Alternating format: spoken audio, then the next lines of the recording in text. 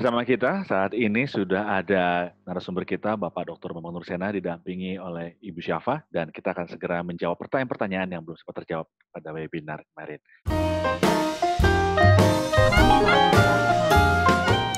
Ada pertanyaan tentang tuduhan pemalsuan terhadap kitab suci kita, biasanya dibarengi dengan klaim bahwa kitab suci penuduh tidak mungkin dipalsukan, hanya karena dihafal sedemikian rupa dari generasi ke generasi.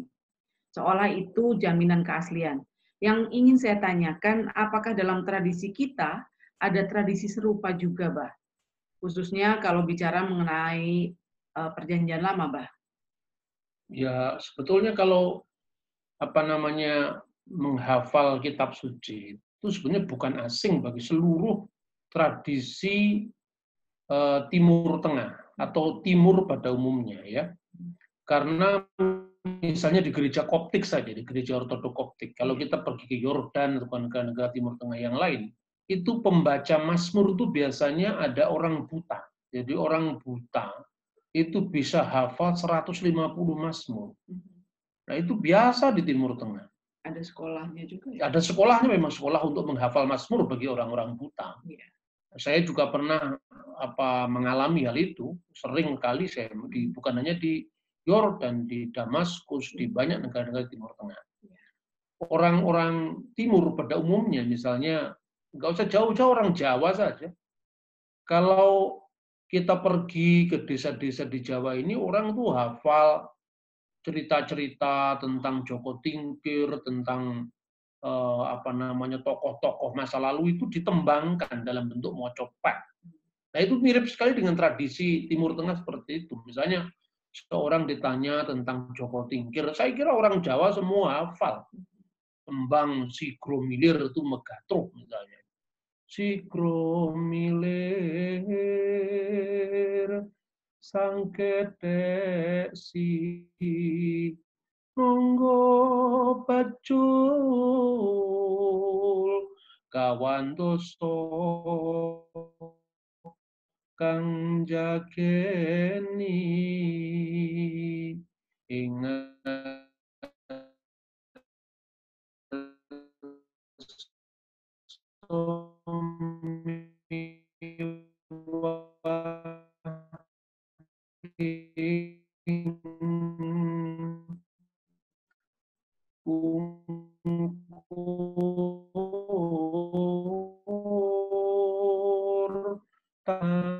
baca Injil anat mulakhanat al-Injil, ya, mulakhanat al-Anajil. Kalau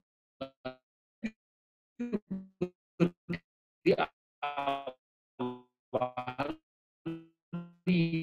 misalnya kalau baca Mazmur Dawudin Nabi wa Maliku Tohir barokatuhu alaina amin haleluya, itu dibaca ayatnya itu biasa sebetulnya. Cuman persoalannya gini ya, dalam kitab suci kita itu jauh tebal daripada kitab orang lain. Karena apa sekarang? Pertama, kemajemukan dalam bahasa. Karena kitab suci kita itu untuk perjanjian lama saja ditulis paling tidak 2 bahasa. Bahasa Ibrani untuk sebagian besar, lalu bahasa Aram untuk sebagian kecil, misalnya separuh dari kitab Nabi Daniel. Itu bahasa Aram. Perjanjian baru bahasa Yunani. Nah, kalau kita menghafal itu paling tidak, ya, kita minimum mengerti 3 bahasa klasik, Yunani, Aramaik, dan Yunani. Ibrani, Aramaik itu pun bukan Aramaik yang baru, itu middle Aramaik di zamannya kitab Nabi Daniel itu kira-kira 500 tahun sebelum Masehi. Baru kemudian bahasa Yunani. Tetapi sekarang ini kan gereja-gereja di dunia ini kan mewarisi tradisi itu sebetulnya. Hampir di seluruh gereja ortodok. Banyak sekali imam-imam di gereja ortodok itu hafal seluruh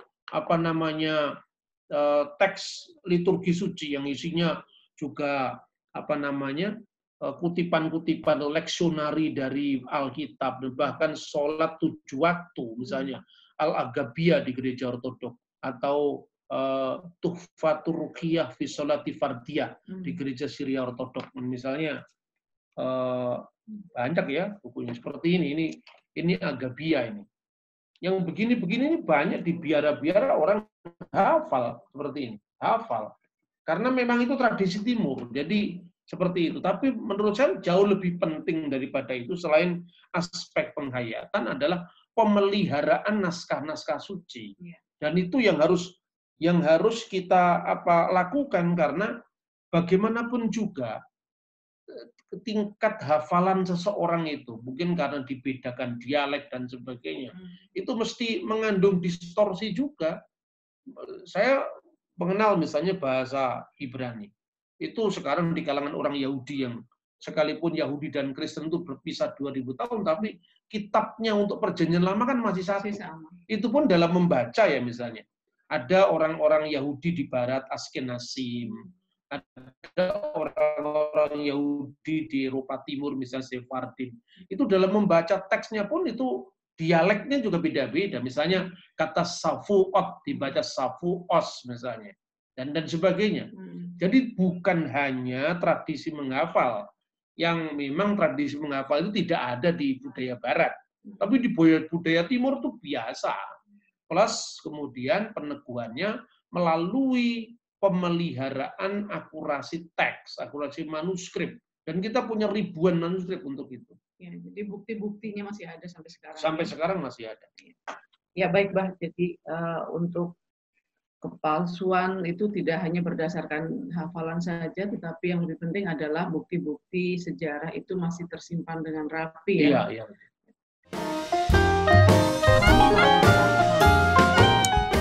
Terima kasih Bapak Dr. Bapak Nursena dan juga Ibu Syafa dan juga buat pemirsa Jars TV yang sudah menyaksikan acara ini. Inilah acara Bapak Dr. Menjawab edisi online karena pandemi COVID-19 tidak memungkinkan kita untuk bisa menyiarkan seperti biasa, tapi kita berusaha untuk tetap menyajikan yang terbaik supaya kita semua juga bisa dilengkapi dengan hal yang terbaik juga pastinya. Anda bisa mengikuti webinar Pijar TV setiap hari Kamis. Ya, setiap hari Kamis itu jam 7 malam kita selalu mengadakan webinar. Dan Bapak Ibu Saudara sekalian bisa di nomor telepon yang tertera di layar, atau Bapak Ibu juga bisa daftarkan diri Anda melalui link bit.ly/dialog lintas iman ya. bit.ly/dialog lintas iman. Oke, kalau karena itu saya Joe, Bapak Nursena dan Ibu Syafa, kami bertiga pamit undur. Dan kami selalu berharap bahwa apa yang disajikan melalui Bapak Nur Menjawab dan juga Pijar TV bisa memberkati kita semua. Tuhan memberkati.